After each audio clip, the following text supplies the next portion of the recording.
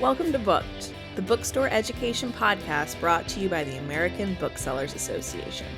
In this episode, we'll be listening to Kids' Eye View, designing spaces that invite young readers in, a session that was presented at Winter Institute 2026 in Pittsburgh, Pennsylvania. Thank you. We'll give you the extra 10 minutes that we lost. It's precious. Okay. Yeah. Sorry. Thank you for your patience. Okay. Welcome to the Kids' Eye View, designing spaces that invite young readers in. My name is Carrie Custer, and I will be your moderator for today. And just a little bit of housekeeping before we get started. I want to thank Ingram, first of all, for their continued generous support of bookseller education, as well as all of our publisher sponsors. Recordings of the event will be on BookWeb and BookEd later on. And don't forget to fill out the survey at the end of the panel. I'm sure there'll be a few things mentioned. It's how we improve our future presentations. And we will have a microphone floating around for questions at the end of the presentation. Finally, please silence your cell phones. Please don't forget we have some antitrust guidelines and ground rules. We, because of the Sherman Antitrust Act, it prohibits them from discussing pricing policies, boycotts, dividing up the market. For more information, ABA has the guidelines on BookWeb. Today, we're going to explore how children's retail spaces can be intentionally designed to welcome young readers, support browsing behavior, and increase engagement. We're going to focus on practical strategies for designing children's bookstore spaces that better engage young readers, support browsing behavior, and create welcoming, flexible environments. We're hoping that you leave here with practical ideas to accomplish just that. And we do have an agenda. We're going to go over introductions, designing from a kid's eye view, flexible spaces, beyond traditional categories, play, interaction, imagination, real-world constraints, staff and culture, closing thoughts, and Q&A. Let's start with some introductions. I am going to start with Megan. Hi, my name is Megan Birch McMichael. I'm the general manager at the Silver Unicorn Bookstore in Acton, Massachusetts. Hi, I'm Lily Clay. I am the children's buyer and manager at Eagle Harbor Book Company on Bainbridge Island, Washington. We are just across the water from Seattle. My name is Carrie Custer, and I'm the children's department manager at Vroman's Bookstore in Pasadena. And I'm Justin Calusi-Estes. I'm the manager of Little Shop of Stories. We're a children's bookstore in Decatur, Georgia. So one of the first things we wanted to start with is how do we design from a kid's eye view? And I have an anecdote. Yes, go for it. So I was at, what was the New York book before there was Winter Institute? It was Book Expo. It was like one of the last years of Book Expo. And there was an Amazon brick and mortar store.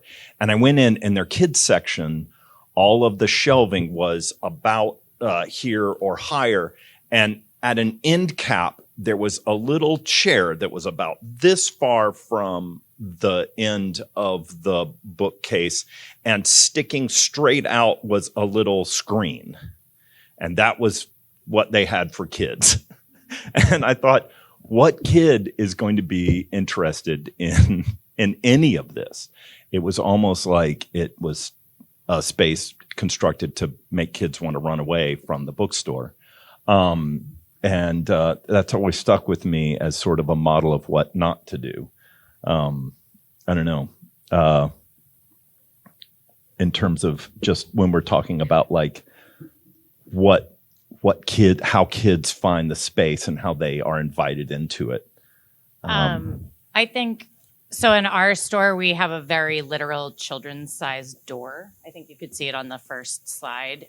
You walk in from the front door, and there is just a cutout. It's right there, and it's great because kids will go.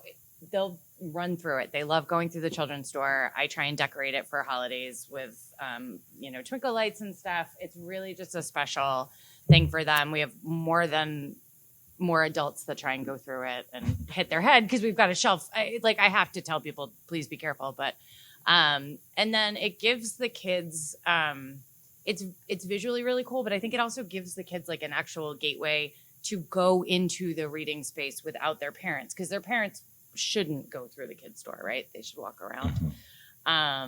And so it's a cool visual for the kids to be able to do that. It's important to sort of mark where the adult section ends and where your kids are, sort of where their world begins. So like in our store, we have hardwoods up until the kids section, and that's where it turns to carpet.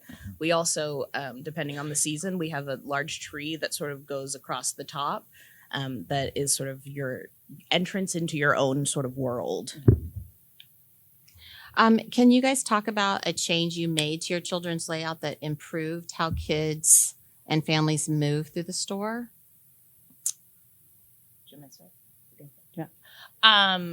So during COVID, we had a lot of beanbag chairs in our space. And so we had taken them out, had to wash them and do everything. And I think we were more intentional about when we brought them back, to make sure that we had seating for people in that space, but also not to kind of overcrowd it. People were tripping. Adults were tripping over the bean bags, and that was not great. Do you have? Yeah. I mean, I have other things, but yeah, I mean, you mentioned the carpet to define the space. We do that too. We just expanded, and one of the things that meant is that we now have we had this weird goof recently because the weather meant that we had to reschedule an event. So we had one event ending, and then at the same time, two things starting, and I had to be at the thing that was ending and then start the thing that was starting. And it was the thing that I had to help with starting was a book group that we have for 4 to 7 year olds. And we usually meet before we expanded the store, we met in a space that no longer existed because of how we rearranged the bookshelves. So I grabbed things like carpet are really great, but we didn't have carpet. So we have these story time carpet squares that we had gotten, and I grabbed them and ran down and pushed 2 bookshelves apart or a table apart from a bookshelf and put them around to define the space. Mm-hmm.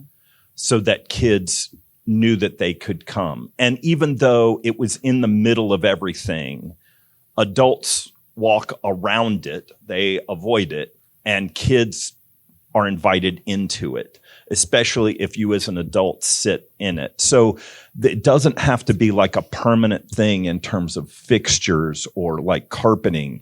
It can be little things that can define the space. We have now we're a kids bookstore. We're like probably 70% kids. We do have an adult section, but even in the adult section, we have, painted walls of like a tree growing up, and where the bathrooms are, it's painted like a giant fishbowl, and octopus on the door, one door, sea turtle on the other. And so all of those things signal to kids, this is your space. Mm-hmm. Because they're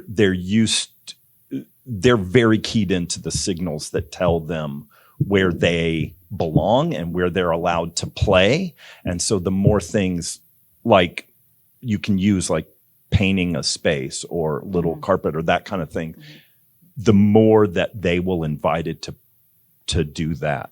Yeah. Does that speak to some of this? Yeah, I think so.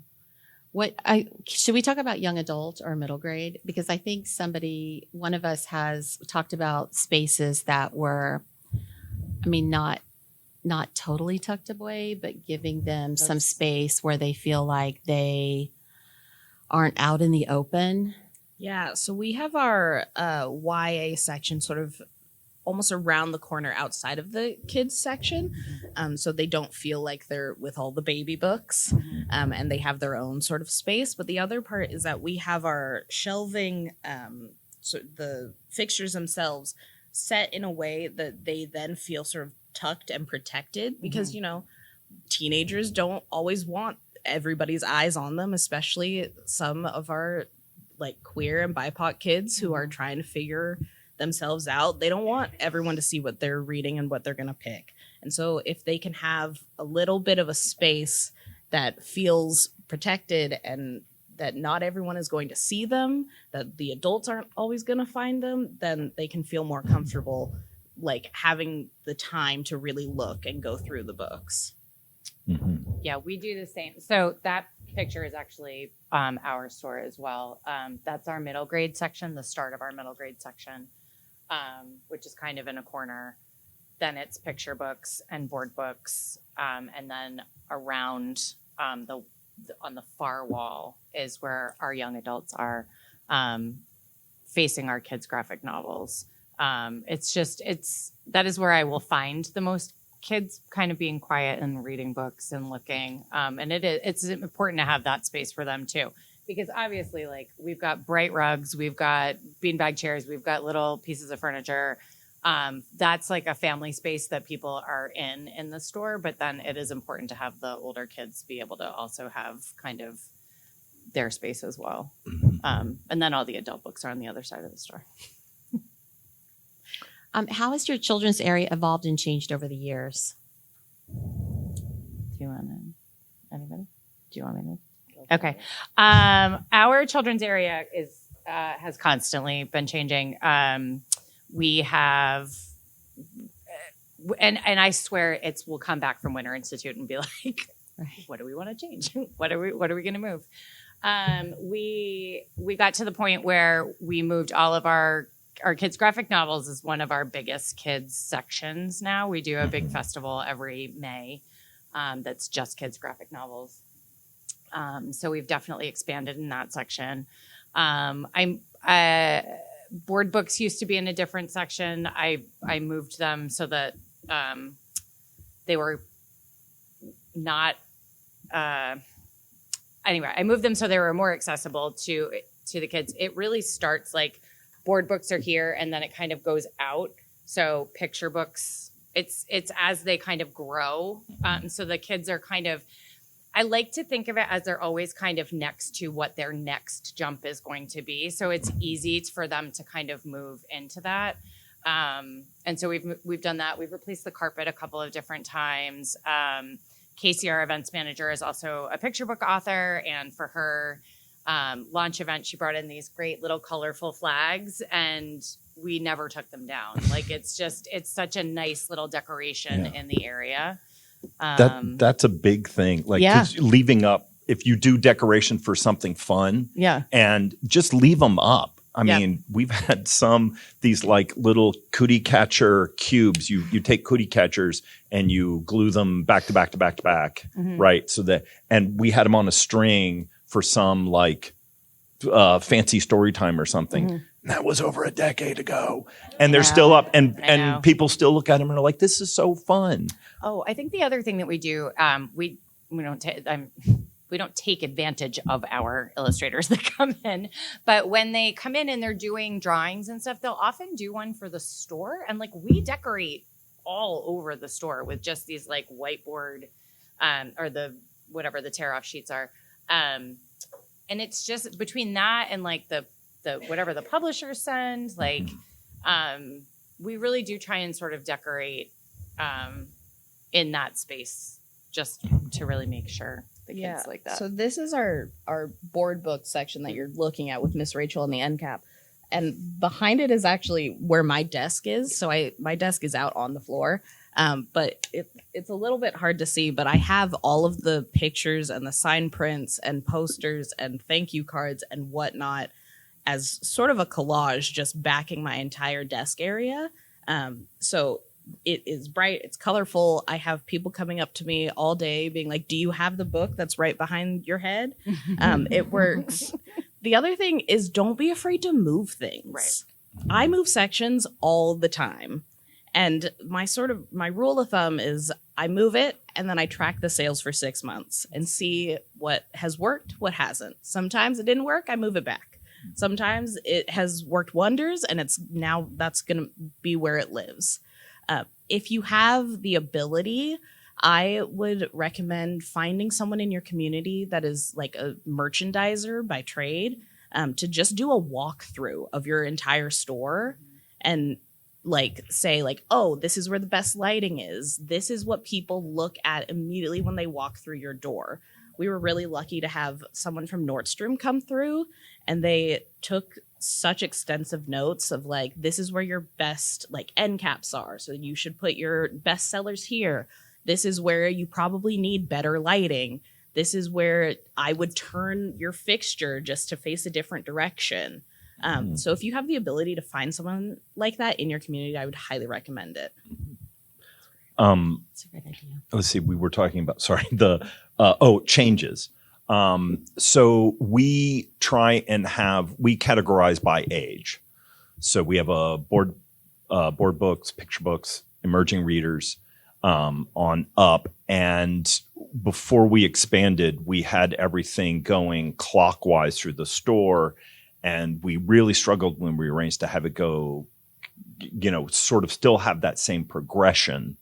But we did, now it goes counterclockwise. But one of the things that we paid attention to that I thought, that I sort of wanted intentionally was emerging is, we kind of define as this, you're starting to read early chapter books. It's kind of like leveled, the like leveled reader kind of things up to Magic Treehouse. And we put those within sight of, but distant enough from the picture books and close enough to the mid-grade, that 8 to 12 range, so that kids feel like they're graduating when they go from one to the other. But also if they are still reading, if they're, second grade and they're still reading, not necessarily, up to level or whatever, they don't feel like they are being punished. They still feel like they're in that range of books. And, I know every bookstore shelves things kind of slightly differently, but thinking sort of about those kind of things very intentionally is something that we have put a lot of thought into. Lighting is also key, and it's crushing us. To add on to that, one of the very first things when I took over my department is I took all of the ages off of every sign that I have been able to, because they're the 10 to 12 year olds are not always going to read something that is for a 10 to 12 year old. And so if they see that their age is on a sign that doesn't actually fit their reading level, then they're going to be less likely to feel welcome. And then you're going to lose a reader and you're going to lose a customer. And that's how we have this declining reading crisis in our country right now. So take the ages off of everything is what I say. Yeah. I think we're going to get into this later, but I think one thing we also have been doing with the leveled readers is we have them in like little bins that we have on a bench. And so the kids can flip through them. Like we try and keep them organized, 1, 2, 3, never happens. But at least it's something that the kids feel like they can flip through. And then all of our like branches, acorn, any of that kind of stuff is all in a spinner. And we try and keep it with our who was's. Actually, that's one thing that we did. And we had been separating the nonfiction and the fiction ones. And now we kind of have them all together, which is really helpful, I think, to get kids understanding that like nonfiction doesn't have to just be because you have a book report. Yeah. Like it's because you actually, can get into that genre as well. So that's been helpful. Something I always tell my staff is that we are not librarians. We don't need to worry about categories quite so much, and that where we want to put the book most is where the people looking for it will find it.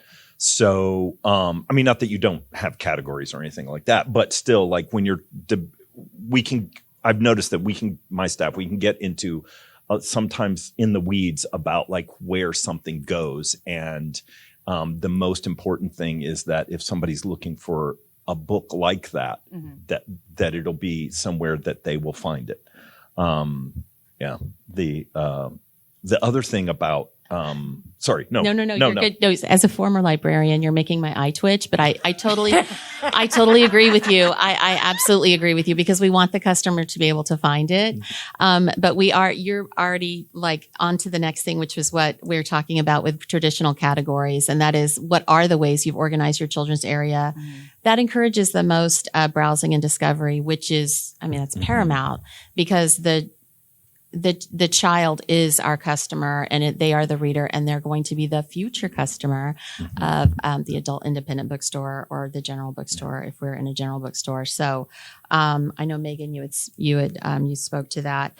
And then, so tell me, what are the themes that we use, like identity? I know you are really good with this, Lily. That's Lily. Family, graphic novels. Do you want to speak to that? One thing you should know about me, I have a very type A personality. So everything is going to be labeled. There are going to be categories. There are going to be subcategories. So that is our concept section.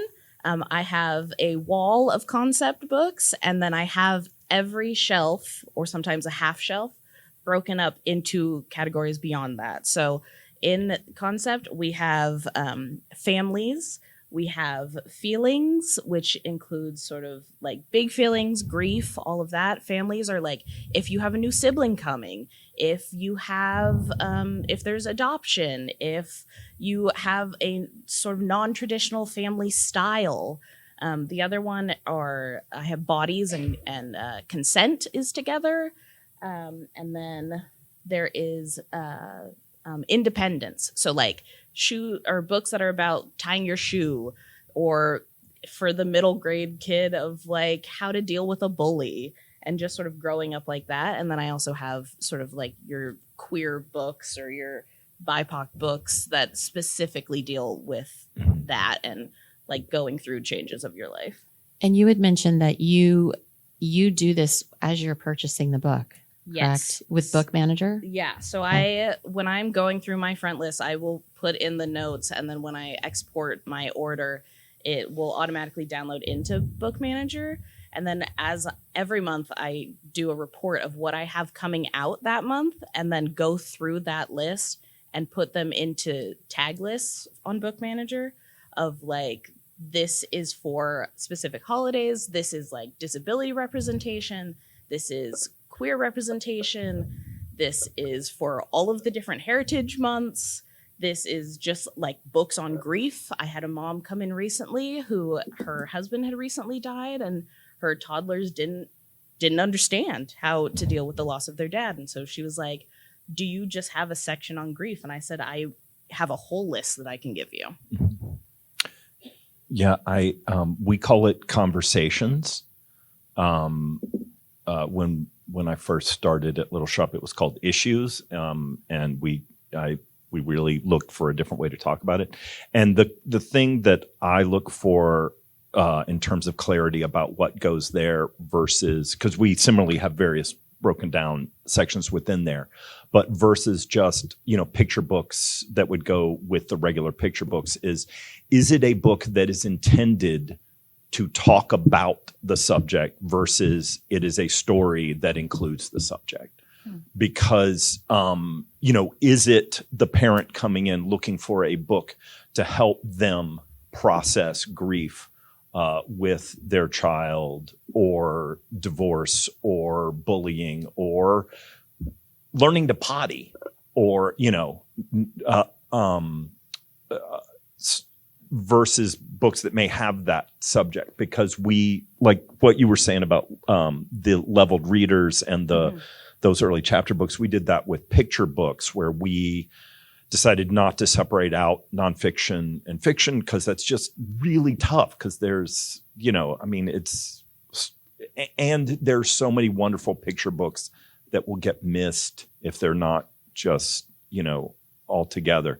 So, there's this book that I use to talk about consent all the time as it's a board book, I use it at story time. Not that I'm like, hey kids, let's talk about consent, but it includes it in the story. It's Will Ladybug Hug? And I think it's brilliant, but it's in board books, whereas the books that are about I don't want to be touched, or is it okay to hug, or those kind of things are in the conversation section itself. Thank you. So let's talk about play, interaction, and imagination. What changes or policies surprised you by how well it worked?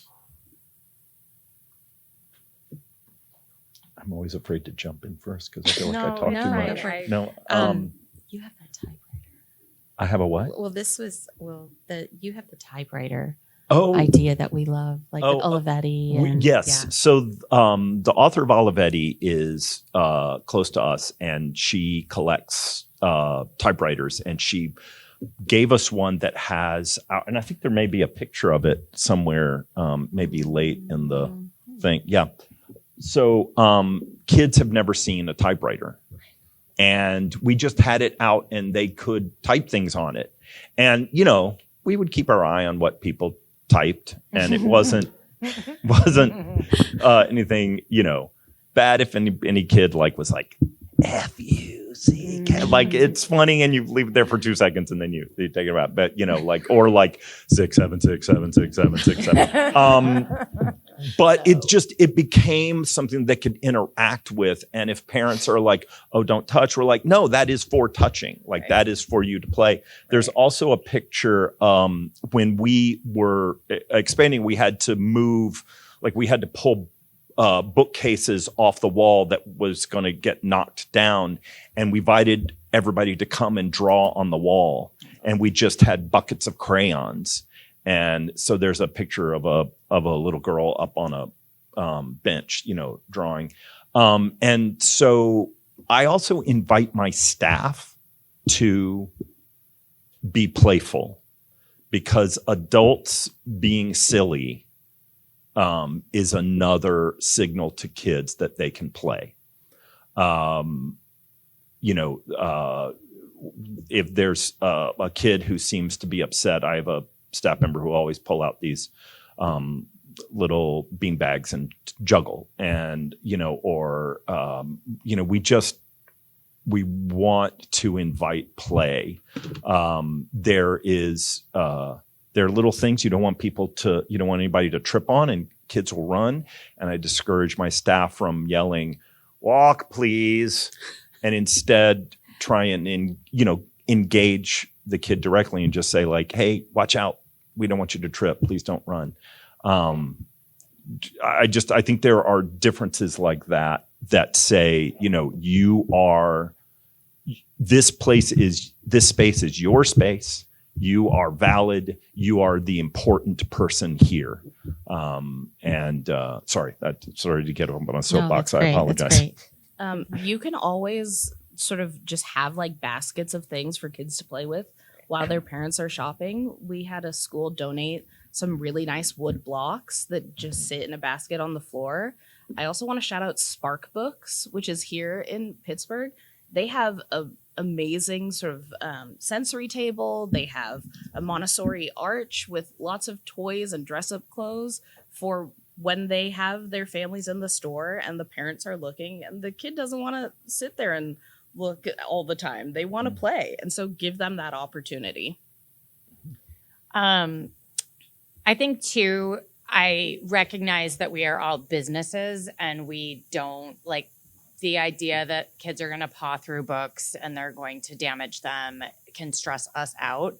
But I would urge you to kind of look at if we're really all trying to be that third space, for families to be able to come in, figure out how much damage you can take in. Is it going to be the end of the world if you lose one book, but you've got a customer who the mom was trying to deal with 2 toddlers, one screaming, one needs to go to the bathroom. You just kind of if you make that situation a little bit easier for them in that moment, you may have gained a customer forever, because I can tell you, like, my kids are teenagers now, but like some of the kindness that I try to give to new parents or people in the store that are obviously struggling, I would have given anything to have had people just say to me, like, you can go sit in this chair and nurse, or you can go do that, or like, it's okay. The number of times I say to parents, like, we're not a China store. Like, that store is actually down the street. Like, there's nothing that you can damage in this store that, like, I can't take care of. Now, that is not to say I let people run amok all over the store. Like, definitely there are rules, but I just think, like, sometimes giving a little bit of grace to those customers that, you know, maybe they've just walked in on a really bad day with their kids. And you're going to know some of Yes. the books that come in that are going to be the ones that you're like, this has the ability to get damaged fairly easy.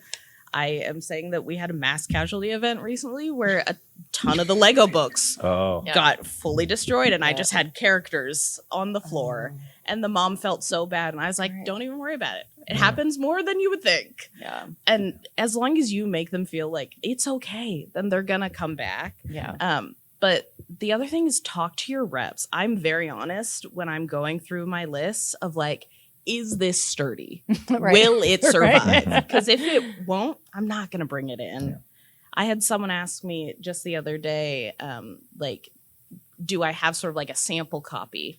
And there's some that I do because I know it's going to get destroyed. Or if it's in packaging, then I will take one out. Right. And I justify that in my buying Right. and the spending. But that often I your do. reps will give you a sample copy. Like, Yeah. sometimes they Ask will them for send it. you a sample copy, And and you can especially put they a want you to buy post-it it on it. Yes. Tape a post on it that says sample. Yeah. You know, please Yeah. ask. The other thing is that 9 times out of 10, folks who are buying board books for their kids are okay if it's a little dinged. It is not, the sprayed edge, fancy thing, right? Right. Although it drives me nuts that now mid-grade books are sprayed edge. I mean, they're beautiful, but kids don't care, right? The experience that kids appreciate about authors is not a signed book. It's about meeting the author that has written it, that is then signing it. Also a thing for me is that it's rarely is it the kids that are the problem. For me, it's typically the parents that are not paying attention. Right. Something that came up when we were on the call, but also came up in a conversation I was having here at Winter Institute was roving bands of tweens. Right. Which there's something in us as adults that just see that as a threat. I don't know what it is. It's like, oh my God, it's a swarm. But these are kids and they don't know that they're not adorable anymore, or they're wrestling with that fact. And so like, there'll be kids and like, particularly like boys, and they'll be like, and they're horsing around. You go up and you're like, hey, can I help you find something? You guys looking for anything in particular? And they're like, oh no, I just was showing that this is my favorite book, and you're like, you're awesome. So I think some of it also is trusting the kids, Yeah. Let kids be kids. Yeah. Yes. And I think too, like, so we have a middle grade book club that is run by a local middle grade author, which is fantastic. And I feel like I keep trying to recruit kids to come to that book club. Like, it's who are coming in the store, who are in those groups, who are like, oh, you're interested in books like that? Would you like to be part of a book club? I think we I don't want to talk about the next thing. Sorry. No, I just realized, are we like gonna- straying way far I'm just off gonna the keep topic? No, we're good. laughing. No, this is perfect. Okay. We're talking about what's something that seemed like a good idea but didn't work long term. Let's go there with our real world constraints. Any thoughts on that, or does everything we do is works? perfect. It's just perfect and it works. We were very lucky when, and I realized that we That's kind of what are. we're talking about. One of the things I'm coming to terms with is that we've been open for 20 years. We occupy the full space of the building. We are a big bookstore. We're not tiny and scrappy anymore. But when we first moved into our space, there was this little house. It had been a real estate office. And so they had this space where they did the real estate signings, and it was a house, like within like a facade. Anyway, we turned that into a room that replicates the room from Goodnight Moon.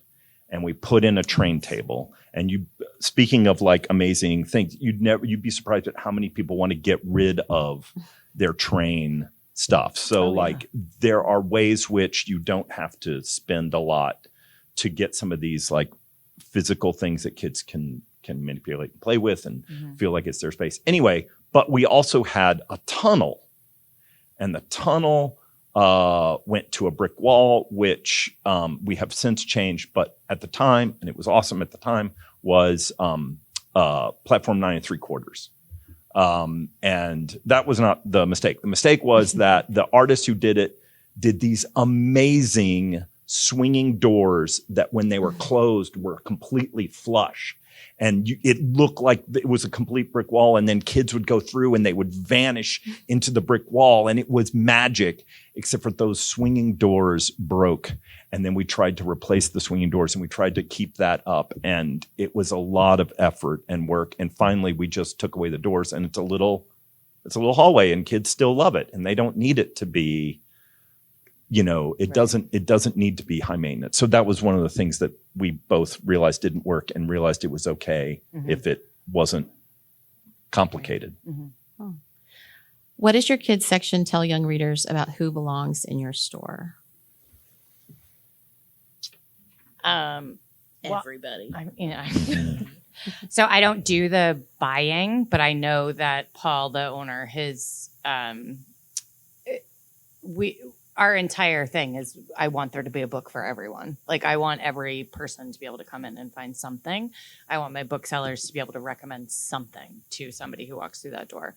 And I think it's just something that we strive towards.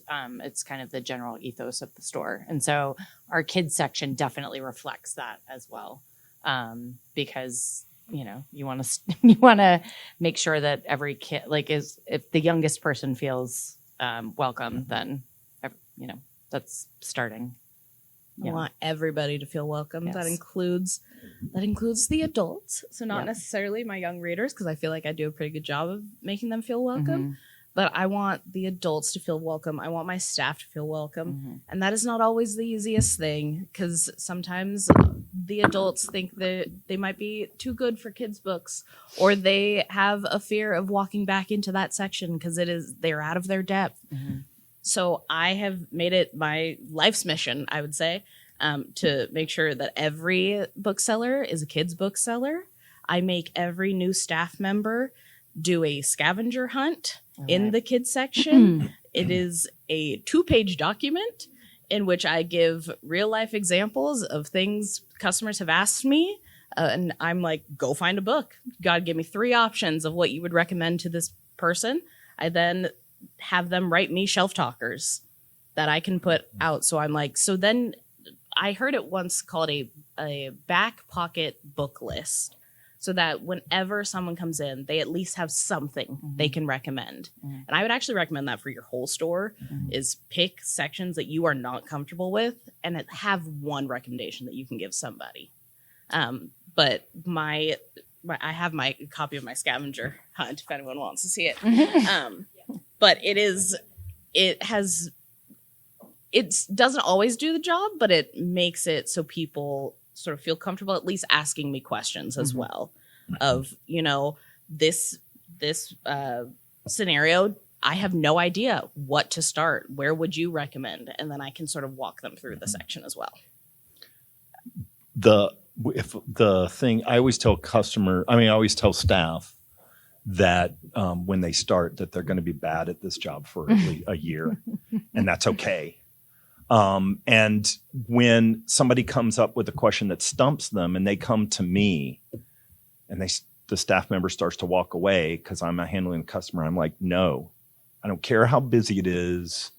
Stay with me so that you see what I recommend, so that you now have that knowledge. And then, of course, the thing we all do, like we want people to see, kids to see, adults to see the their face on the books in front of them. That we want them to see other people that they may not know on the books in front of them, so that they both see themselves and their community and the wide world. But like, I'll have a conversation with an adult who is has an interest in art, and I'll go grab picture books and use that to talk to them about art. So like in terms of inviting adults into the kids' space. I don't know if this fits here, but also like parents who come in and are like, my kid reads at this level and I need something at this level, or like, I'm looking for AR 30, whatever. And I'm like, the thing that I tell my staff is that, we have an advantage that we can say we're not educators. So like, I can't speak to that. What I can speak to is we want to meet the emotional level of the kid that you're looking for a book for. So tell me about what they like. And so that gives you a window, aside from like how complicated are the words, because those kind of things are not necessarily helpful in terms of creating a reader and engaging a reader and creating, lifelong love of reading. We one time had this parent who was like, my child reads at a 38 age level. And meanwhile, I look over and the kid's looking at like Diary of a Wimpy Kid. And so they were like here, and it was like, how do we meet? Because, she wanted her kid to read Dostoevsky. And, and it was like, how can we? So you kind of have to work. But the key is to involve the kid, right? Look at the kid and say, what do you like? And the parent, and as much as the parent says like, well, they like blah, blah, blah, redirect to the kid, not in an intimidating way, but in a, you're the important person in this space. You have this human-sized wallet next to you that makes the decision about buying the book. But I want to make sure that you're getting something that interests you, that isn't just going to be a thing that somebody gives you that you then don't know what to do with and have no interest in. As kids booksellers, we have the really unique job of we have to sell to two people, sometimes three if there's a grandparent involved. And so sometimes what the parent is saying, you can look at the kid and you can realize that's not what the kid wants. So you have to sometimes like balance, catering to what the parent wants. But ultimately, the kid is your customer because the kid is going to grow up and still be your customer. And you want to keep them in your store. Imagine if your children's section was designed entirely from a kid's point of view. Would that work? Due to space Probably constraints, no. Because there are shelves they can't reach. Right. And then, so we're going to go ahead and go to Q&A. Please raise your hand and speak directly into the mic. Yeah. Thank you so much for. Preeti, there's people behind you. Yes, absolutely. I kind of like trying to like for time. Yeah, of course. That's the kid drawing on the wall. That's Yes. Yeah. I have a question sort of about the parents, of course. Sometimes we'll have parents come in on a Saturday and sit with a stack of books for 2 hours, reading book after book after book to their kid and then leave, like a library. And so we have sort of a difference of opinion in the store about what to do. We have a small store. We don't necessarily have the ability to have someone park there all day. How do you handle that? Everybody's welcome. I want you looking at these books. I want you reading these books, but Can I? So I think for myself, I will let them read for a little bit. Then I'll ask them if they need help with anything. Then I will ask them again if they need help with anything. And then I mean, it's not that it's like a kill them with kindness thing, but it's almost like you want, like I said, you want to give grace to the people. At the same time, you don't want them to be taking advantage of you. Because I have had to say to people, I've had situations where parents will come in on their laptops, take a work call while the kids are working in it. And I just want to be like, you're very clueless right now as to what's going on. But I do think I think it's just continuing to ask them what they need help with. Can I recommend another book? Do you need whatever? I mean, you may just have the absolutely clueless parent who is just like, no, it's fine. It's fine that I'm going to sit here. And then I don't know. I don't know what kind of a town you live in. Like the word of mouth on the parents' pages, like it's a judgment call as far as that. But sorry, that was all I wanted. No, I was agree. going to say sort of the same thing. Yeah, absolutely agree. When we hire staff, I always say different bookstores have different vibes. And there are bookstores where people want to go in and vanish into the stacks and, sort of they're in their own world. And I said, we're not that store. We are very hands-on. When somebody comes in the door, that we want to greet them. When somebody leaves, optimally, we're saying, thanks for coming. And at some point while they're there, we check in with them. Do you need anything? So what I would do is very much the same and go up and say, can I put these behind the counter for you? Are there ones that you're looking to purchase that I can, or ones that I can go ahead and reshelve? So again, it's that killing with kindness, but those kind of signals that you're present. It's not a librarian. And by that, I mean that it's a different kind of space in which you interact with books, not necessarily a judgment about those two different things, but just in terms of how we, interact and what our space is for, Are you done with this book? I have a customer that may want, right? Right. I mean, really. Hi, I have kind of a similar question. We're a fairly big generalist bookstore.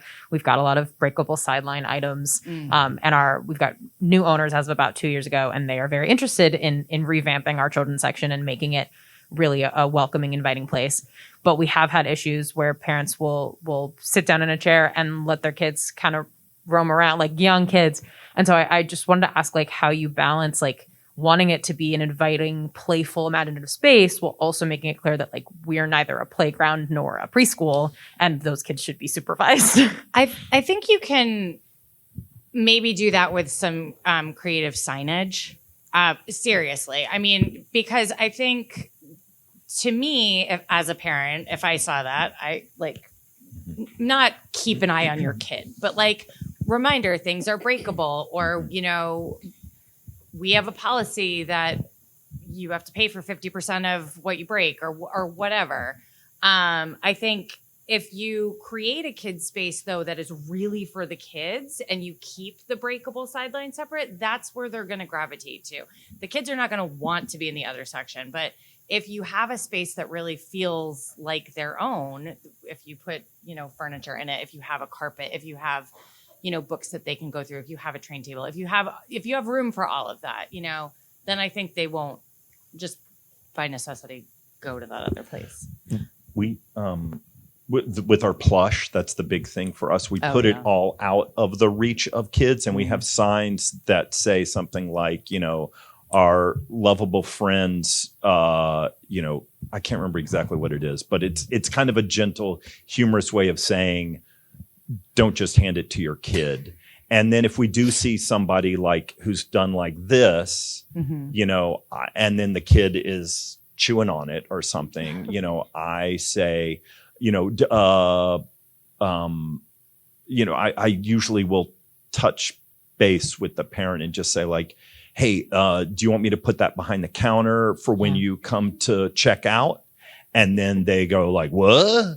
And then it forces the conversation, uncomfortable it is. And as long as you are, let me say this and then recognize my own privilege, but as long as you are sort of gentle and kind, unfortunately I have, not unfortunately that I have young staff, but it is unfortunate that some of my younger staff are not treated with the same respect by adults.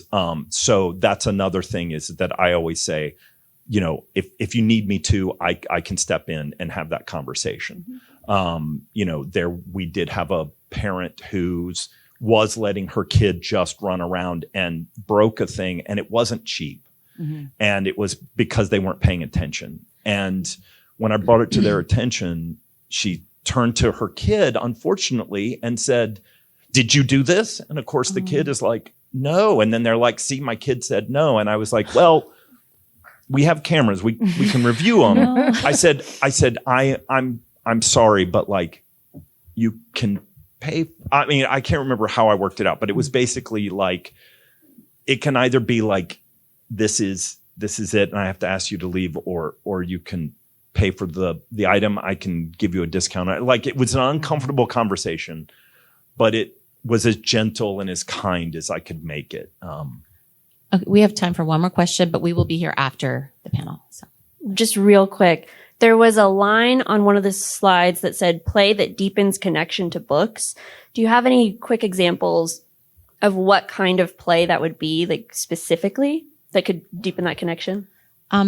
I can speak to, so imaginative play and music are very important just for literacy. There are different, there are several, of course it's escaping me right now, to learn to read, like you need like phonological awareness and things like that, right? But imaginative play is huge in learning to read. So any type of play and music, those are important.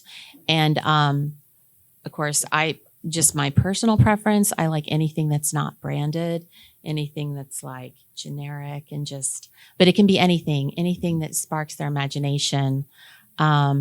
Just anything, any play is important. So yeah, to learn to read and yeah. Breaking up a story time with bubbles. Having a time during story time where you can have damaged books that kids can then go sit with the grown up that they came with and look at those books together. Those are some of the things that we do specifically.